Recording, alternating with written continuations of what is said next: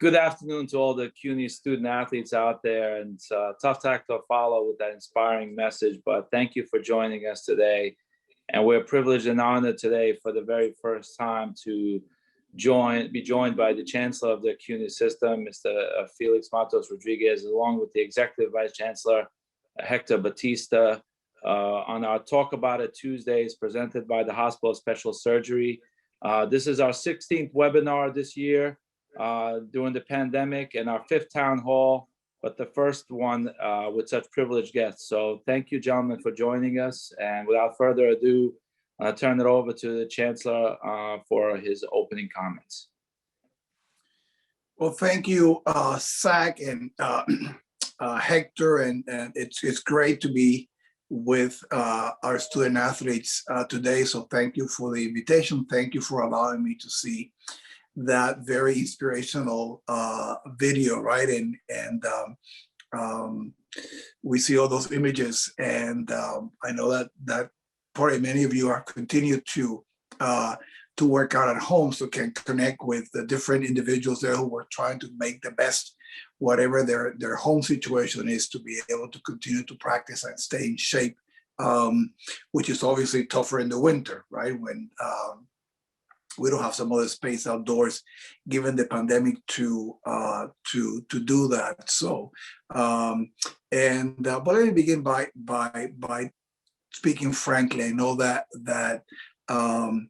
we all have been navigating a very, very tough year. Who would have thought a year ago, when the news about this pandemic, and it was back then mostly in China, and then sort of beginning to appear in New York, that it was going to have the impact that it's had in our city and in our country, right? And we come together a day after the country acknowledged that 500,000 lives, have been lost to this pandemic, which is more than the U.S. has lost in World War I, II, and in some other conflicts in Asia. So, and I'm sure many people here either have a friend or a loved one or someone they know, unfortunately, that has either been taken away by the virus or affected by it, and they're still suffering the side effects, even if they might not still have the virus.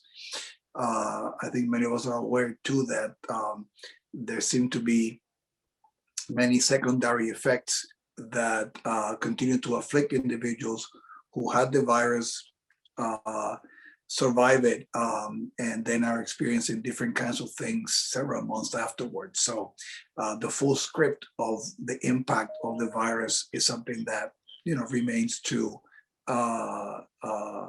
be seen. So and all of us are sad and disappointed that we couldn't have the full complement of sports as part of our semester life, in the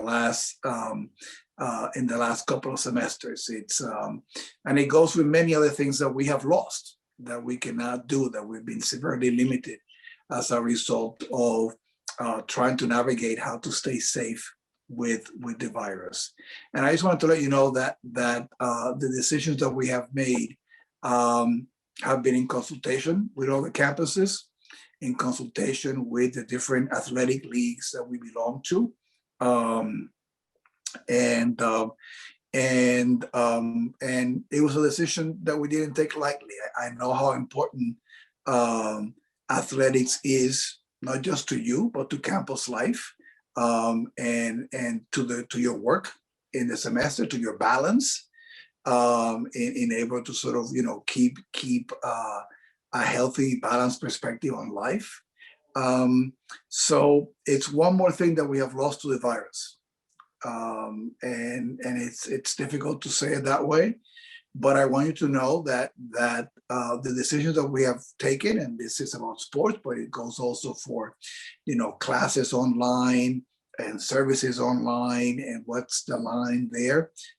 We've done in consultation with city and state officials, scientists, CDC, experts in different areas, and we know that it's not the the experience that we will want to do, but we need to have safety first. Um, and I don't want to be able to have people say that because we were reckless, because we cut corners, because we pushed the envelope someplace. Any of you or any of your loved ones could contact the virus, right? Because it's not just you; it's you transmitting the virus to somebody in your family, among your friends in the campus. And let me just tell you that I understand how this plays out personally. And let me just share, my youngest is a student athlete in high school. He's a senior, and a rather good rugby player, and made all state, and would have been the captain this year of his team.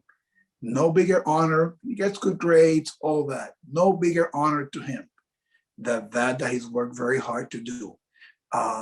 His senior year with his buddies, to have a great season, to lead as a captain, and to fight for a championship.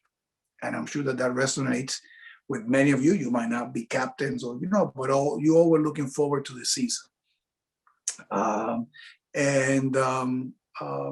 it might be that it's not sure whether he's going to get to play, but if they get to play, it's going to be modified. It will not be a full season if they get to do it. He still doesn't know, right? And I know how crushed he is, and I also saw him, working out during the winter, trying to get ready, using that as a motivation, missing his friends, missing the sense of a team. So that sense of loss that you all have, that we all have, I have it very personally at home. So I just wanted to make sure that you know that the leadership here, our Chief Operating Officer Hector Batista, Zach, the coaches, and the entire athletic directors of the campuses. This is not something that we did with any kind of joy. We did it with a lot of sadness, but we are convinced that it's the right thing to do. It's the best way to keep all of you safe. I think we much rather hear a story about someone who's disappointing about losing a season than hearing a story that someone lost their life because we open up something on the campuses that we were not ready for, or the other part, which I think is probably closer to many of you who are younger, is that we don't know.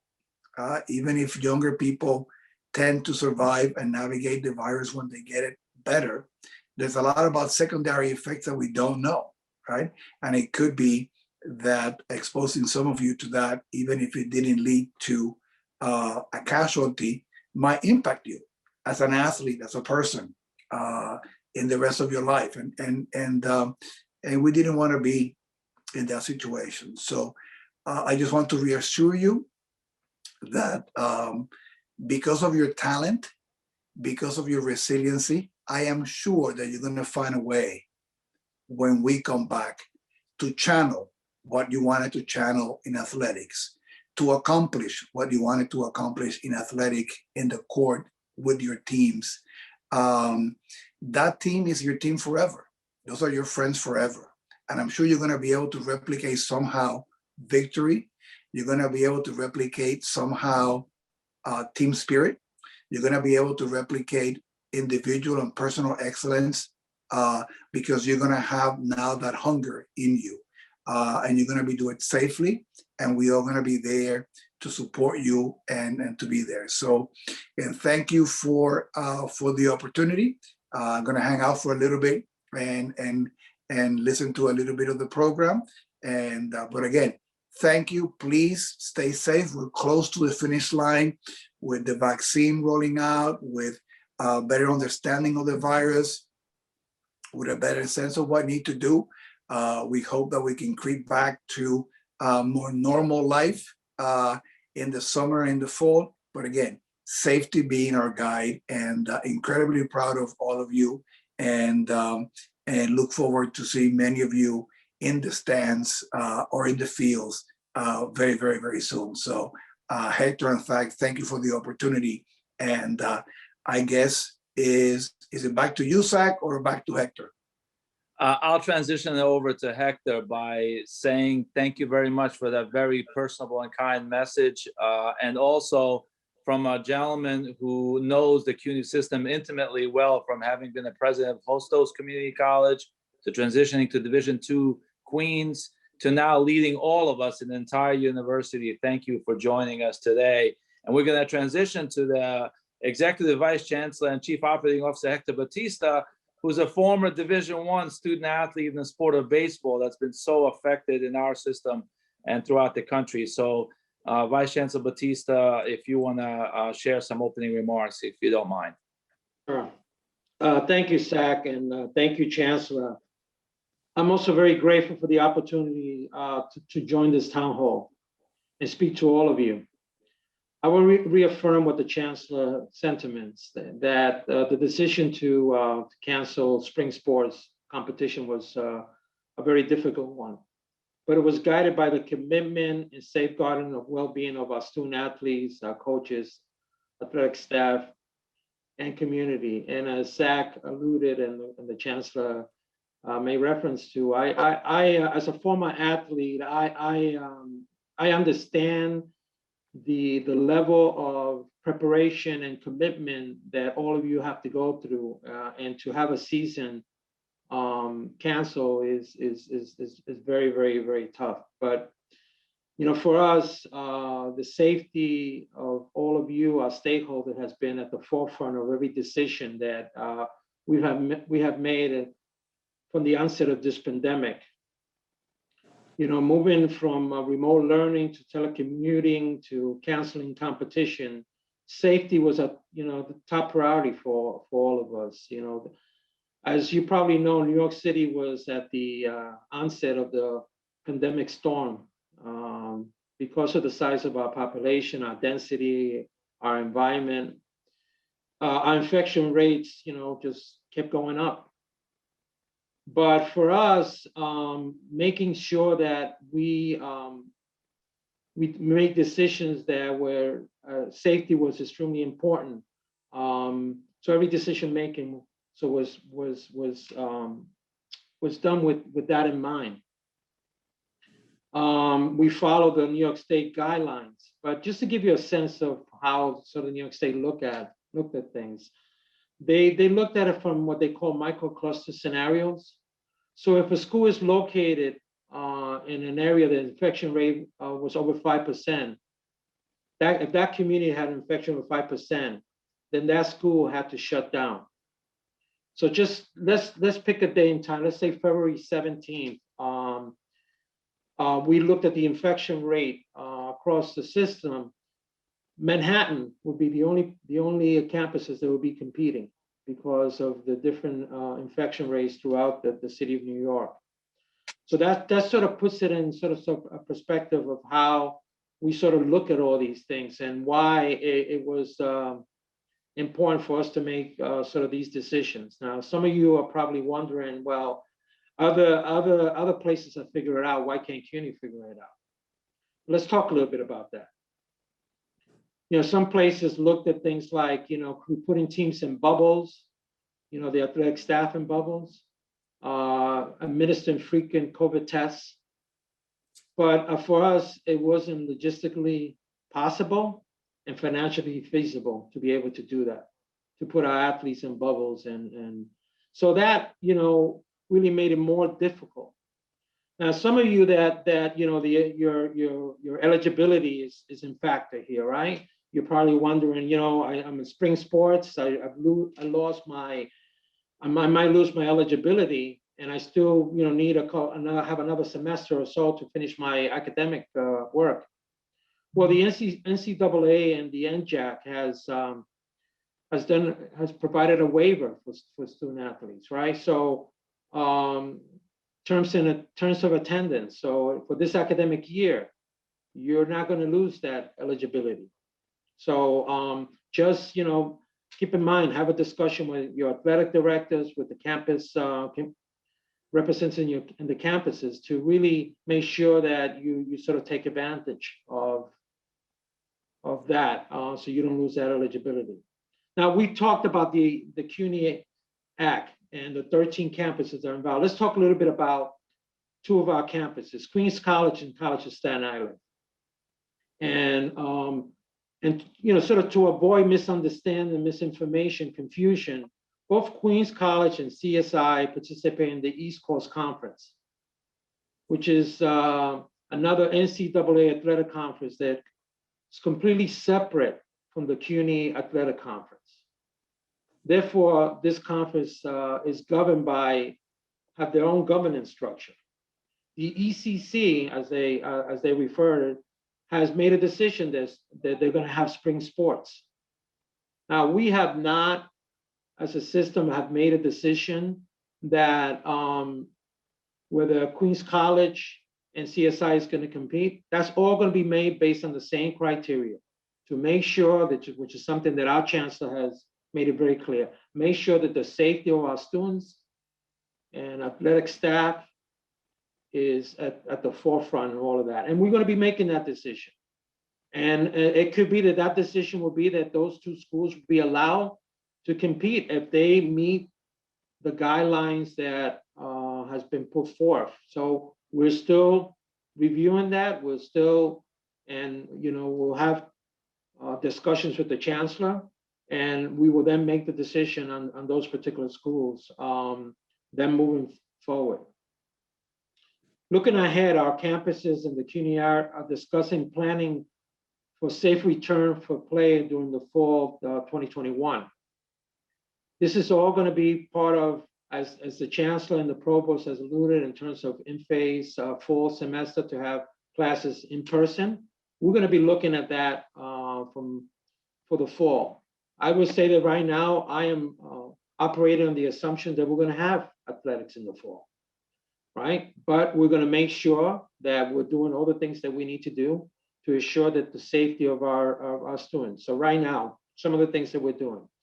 The Office of Environmental Health and Safety and Risk Management is taking tours to all athletic facilities in conjunction with Zach and the executive director of CUNY to ensure that we are preparing the right way and that we're doing all the right things to ensure that all the right kind of protocols have been put in place.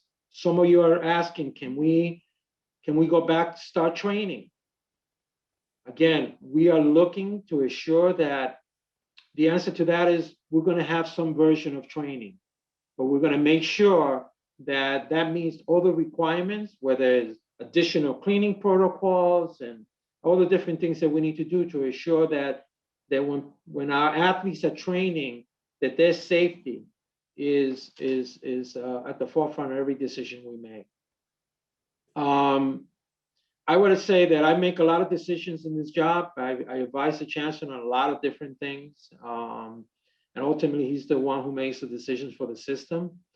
But I would say that for me, one of the most difficult ones was this one, because I had the pleasure for 4 years of really playing sports and playing baseball. And I know how hard I work. And I'm also proud of all of you. I mean, all of you are not only great athletes, but great scholars.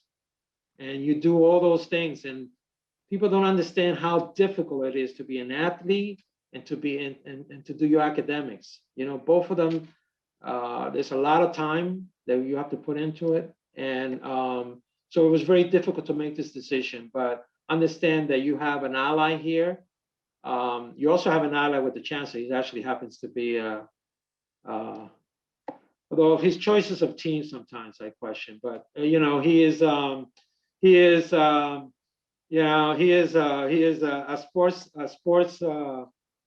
sports enthusiastic person, and he's actually very committed to athletics. So with that, I think we're going to open it up for some questions, but thank you for giving me the opportunity to address all of you today.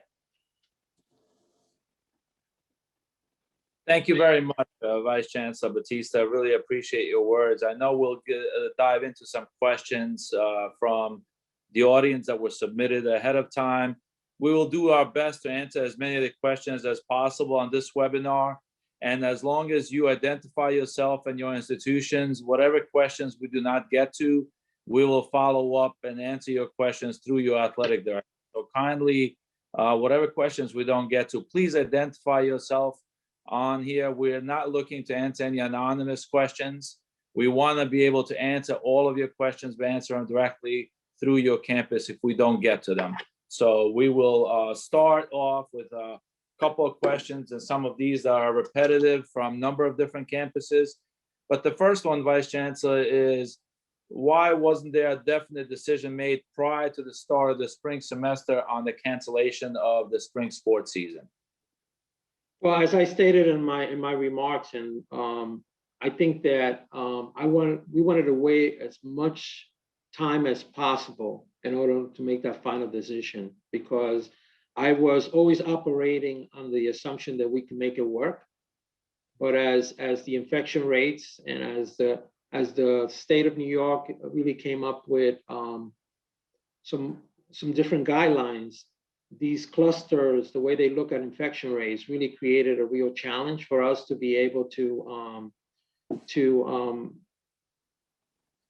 really start the season for all our sports. But for me, it was really waiting to the ultimately last minute possible to give it every opportunity possible for us to be able to have a season. Thank you. I know that you answered a lot of these questions in your opening remarks, so thank you. I'll try to skip over the ones that you already addressed. So will CUNY require COVID testing in order for us to return to sports whenever we return? Well, I'm gonna give the chancellor an opportunity to I don't want to get ahead of the boss on that, but I'll start and then I'll add to it. I'll let the chancellor sort of I think generally talk about how he's sort of looking at it from a system perspective, and then I'll talk about it specifically with ethics, or I could answer a chancellor, whatever you think. All right, well, I've been given the nod by the boss. So, no, I think that a lot of it is the chancellor has made it clear that he wants to make sure that all our students, our staff and faculty, to the extent possible, we're able to come up with a way to address vaccination in a way that looks at it from a system perspective, and he is working on sort of coming up with a plan to be able to do that.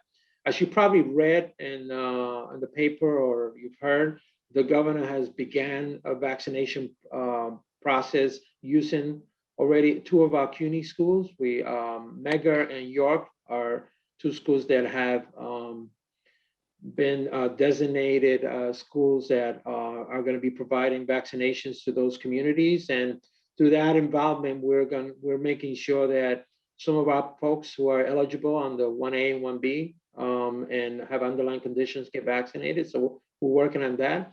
I think the decision about whether student athletes will be mandated, I think that is, there are a lot of factors that are going to come in terms of the state, the city, and the federal government in terms of vaccination and whether things are to be mandated. And obviously the chancellor will be weighing in on that.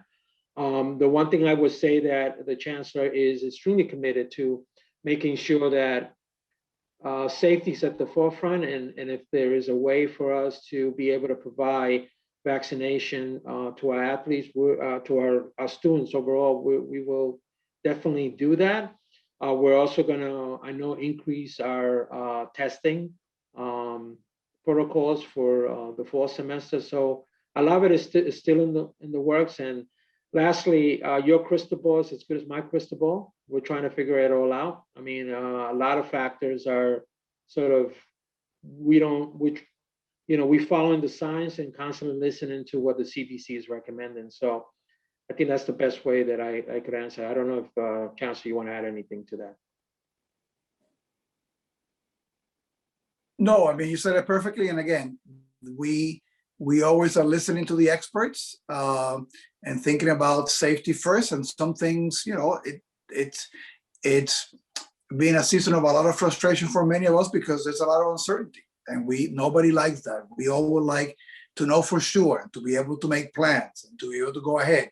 And that's been the one thing that this pandemic has really humbled all of us, right? Because it's just very difficult to make plans and to have certainty. And also we have to acknowledge that people have different opinions about the levels of risk that they're willing to take. And that also makes conversations personally complicated. But we need to provide a standard of safety for the entire sort of CUNY family and community.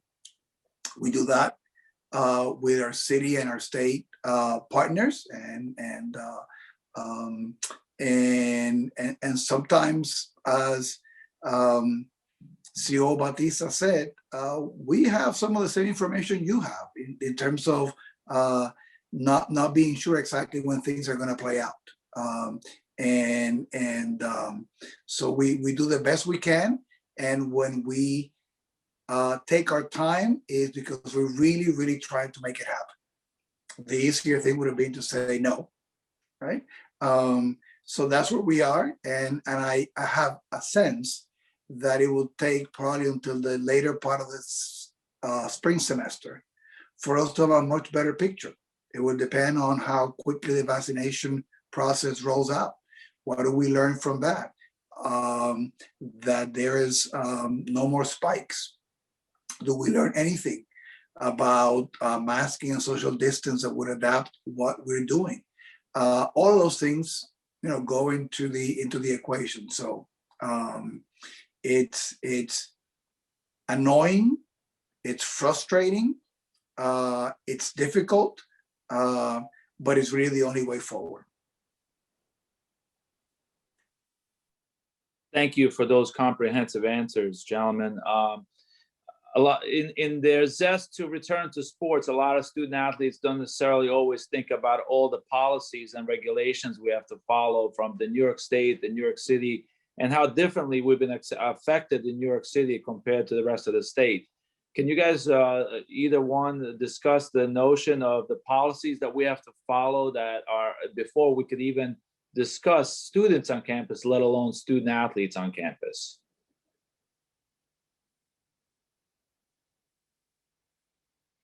So I'll start.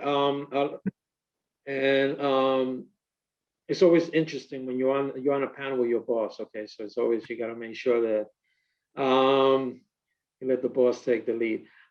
Anyway, so look, I think that, as the chancellor stated earlier, we are guided by the state of New York. The whole state is guided by the state, even the city of New York, right?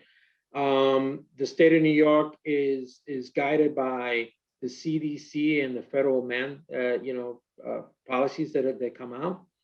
When we put together the opening plans and all the plans connected to not only campuses but also athletics, it was guided by those principles, the principles of making sure that we follow the science. I mean, that's the one thing that the chancellor said, and I give him a lot of credit. He said, look, at the end of the day, the safety of my staff, faculty, and students is at the forefront of everything we do. So every decision making we make is going to be made based on that. We continue to do that.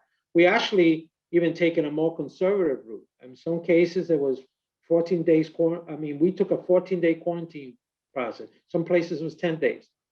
We felt because of that, we've only had 290 something cases system-wide. If you think about how big our system is, that's a credit to the decision, the direction the chancellor gave all of us, and that we follow the science. So we will continue to do that.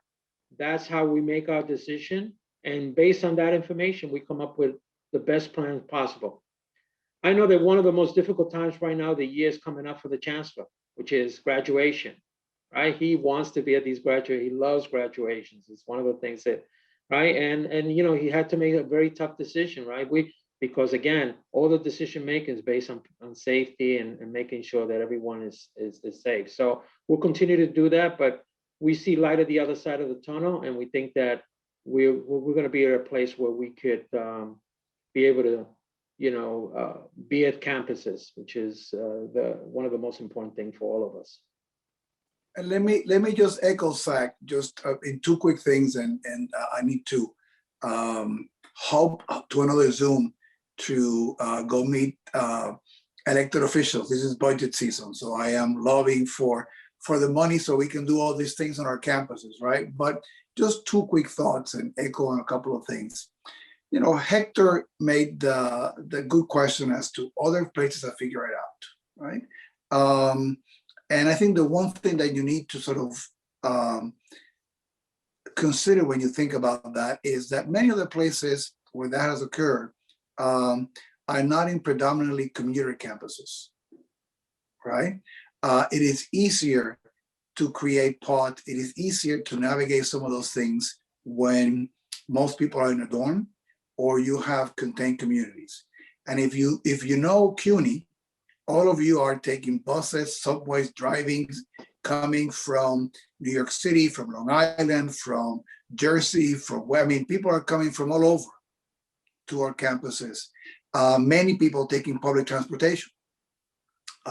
So the exposure and the levels of controls that in other places are available, we do not have by the nature of who you are, of the students that we served, right? And that is something that we need to factor into the equation when we thought about the mix and what makes CUNY different. So I wanted to remind people of that. The second thing is there are equally crushed theater students that we're hoping that they were going to be the lead person in the play this year. Individuals in other kinds of intramural organizations, other kinds of clubs, other kinds of activities on the campuses, folks that were hoping to go abroad. This is the one year they have planned to go and travel, right? Because they fit into the schedule. So this is the year that everybody's plans got messed up. That doesn't make it fair. That doesn't make it easy. But we are in a larger context of other groups that have also been impacted, and we have to make decisions about them too. So I just want to put that out there for perspective. It doesn't take away the frustration, doesn't take away the pain. I get it. But I think we need to keep those things in mind as we think about decisions we made and how we're thinking about the fall and moving forward. So with that, I leave you in the good hands of Zach and Hector, and thank you all, and look forward to seeing you whenever Dr. Fauci tells us that it's safe for us to convene again. Okay, so thank you. Thank you, Chancellor. Thank you, Chancellor. Thank you. Hector, in continuing on, we've had a lot of acronyms that we've had to learn over the past 12 months. One of them is PPE. Can you talk about whether it be departmental or institutional or CUNY responsibility for providing PPE in order for student athletes to return to practicing and playing? So thank you, Zach. I think that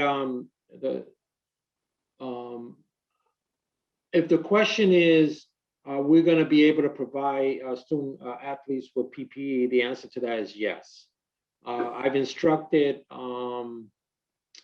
all campuses to have a 90-day supply of PPE in their campuses and continue to maintain a 90-day supply.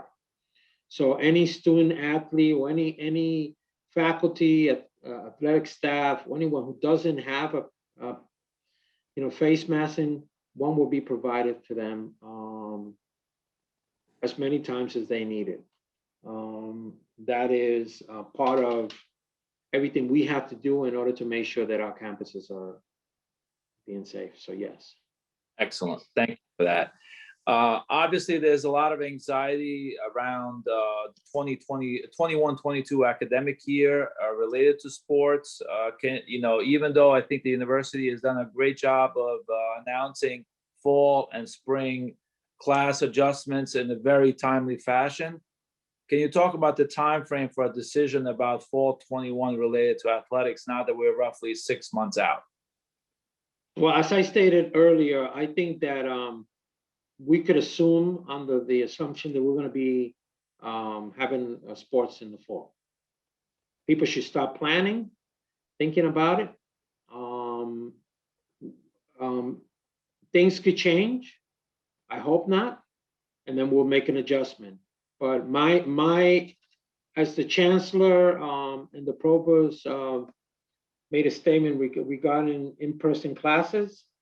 I'm telling you, in with regards to athletics, we're gonna we're gonna be prepared to have a fall season unless something changes. So that would be right now. What we need to do is make sure that all our athletic directors are beginning to prepare um, our different venues for competition in conjunction with our Office of Environmental Safety to ensure that they're ready. In terms of training, I think that we will be able to have some guidelines with regards to how each of these training facilities should be maintained and how many people should be using them at any given time. Excellent. That goes to our next question related to facilities such as gym facilities and athletic fields being opened in the fall, and how soon that could happen in preparation for their practices for the fall season. Do you see any additional roadblocks to overcome before that happens? Well, right now, I know that the director, the separate director of environmental safety and health and safety has been touring some of the facilities with you and the athletic directors. I think once all those are completed, there'll be, I'm assuming, a report that will be submitted by you and him to my office. We will then evaluate and make the determination of what is needed to ensure that say that those facilities are being used in a safe manner to make sure that they have the proper ventilation and all the different things that they need to have and cleaning protocols. So I think that is an ongoing. I have no idea how many have been done, but I know that quite a few have been done under instructions from my chief of staff Jerry Thomas, who has been working with the separate director to make sure that happens. Excellent. Thank you. Given all the things and the positive message we've gotten, what would you recommend for student athletes who want to continue their athletic careers but are worried about the uncertainty of competing in CUNY athletics for the coming year? Or what kind of message you can send them for 21-22? Well, I mean, I've had 30 plus years of leadership,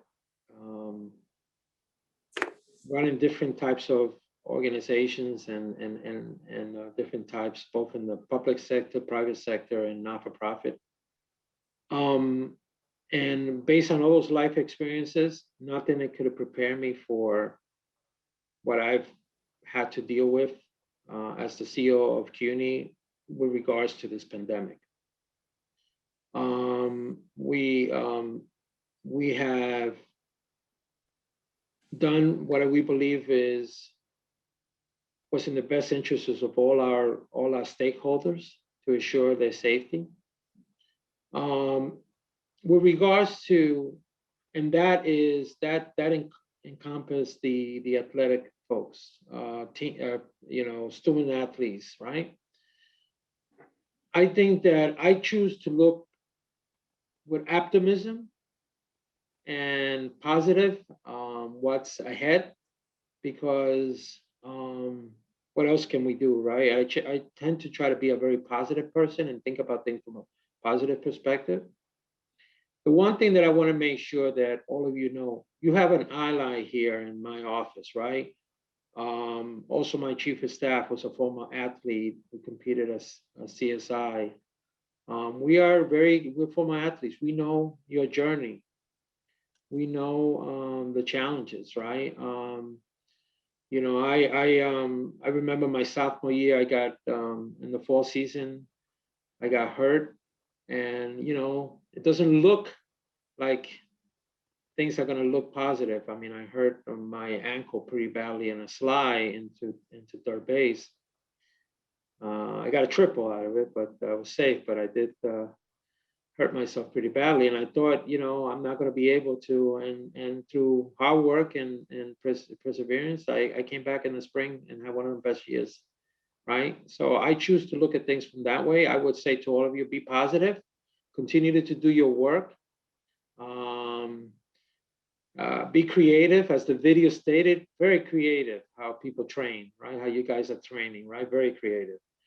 I'm committed to making sure that the CUNY Act is, that CUNY athletes are being at the forefront of all of what CUNY does, because they're an important part of everything that we do, right? And I'm committed to allocating resources to that. Like I said, so you have someone here who is committed to that. You need to do your part. Be positive, continue to work hard, continue to be creative, improvise. I feel I'm claiming that we're going to have a full season. I'm going to do everything that we can to make sure that we have a full season, and just continue to work hard and be prepared. I mean, that's all I could say. I mean, I think being positive is an important component of how to look at this challenging times. Excellent, excellent. Amazingly positive thought. I love the sound of it. I have two bosses on the call, so I love what I'm hearing from both of you. Really appreciate that. It kind of serves sort of like as your closing statement, but I want to give you an opportunity to see if you had any parting words for the group. I know there's tons of questions. I continue to remind the student athletes on the call that you need to identify yourself and identify an institution to make sure that we address all your answers. So please do that. But Vice Chancellor, are there any other thoughts or comments or closing comments that you had for the student athletes that are on the call today? Well, I want to thank, obviously, I want to thank Zach, you and your staff for, and all of our athletic directors for, having these town halls and keeping our athletes engaged. I want to personally thank my Chief of Staff, Jerry Thomas, who is very committed to athletics, and my team for helping through these very challenging times. For you athletes, I mean, I just continue to be positive about things, and I think at the end of the day, you're here, you're healthy. That's really something to celebrate. I think that if you continue to work hard and you continue to stay positive and train, my commitment to you is that I will do everything in my power to ensure that in the fall we have all our sports back in full gear. We will do everything in my power to ensure that the resources are going to be there to make sure that happens in a safe way, and be there to see you compete. I enjoy sports, and I enjoy watching. I think so. I want to make sure that we're going to be there, smiling and putting this behind us. So I think that it's just keep that in mind. Keep your eye on the ball, or keep your eye on the prize, or whatever expression you want to use, and keep looking at it from a positive point of view. And obviously, keep sending us your questions, and we'll try to get you your answers. So thank you for the opportunity to address you, and hopefully I was able to give you some answers to your questions, but we'll continue to provide you as many answers as possible. No, appreciate that greatly, Vice Chancellor. I'm going to stay on to answer a few more questions after you are done. But I wanted to, I'll recall your participation in the award ceremonies when Brooklyn College women's basketball team won the championship at your college. And when you were a Hostos, following the Hostos women's basketball team in the regional playoffs, we know that you mean it when you say it, and we appreciate the kind words and your time today, because it means a lot to the student athletes to hear directly from you and to hear the positive messaging around how much we care to make sure that they're back, just like we want them back, because it's in our interest for them to be back as soon as possible, safely, most importantly. So thank you so much for your time today. Sure. Stay safe, everybody. Thank you for inviting me. Thank you. Bye-bye. I do have a few questions I wanted to make sure that I address from some of the student athletes that ask questions that are related to maintaining our NCAA automatic qualifiers and the level, depending on what happens, given the positive messaging about the fall, I don't see us being in any, having any issues with that. But the NCAA allows for a 2-year grace period for anyone that falls below 7 full-time members. So therefore, you're able to maintain your AQ even if you fall below 7. So just want to make sure everybody understands that. We are going through that now as a result of Staten Island going to Division II. So we are going through membership, figuring out what we're doing with the sports of baseball, softball, women's soccer, and men's and women's tennis.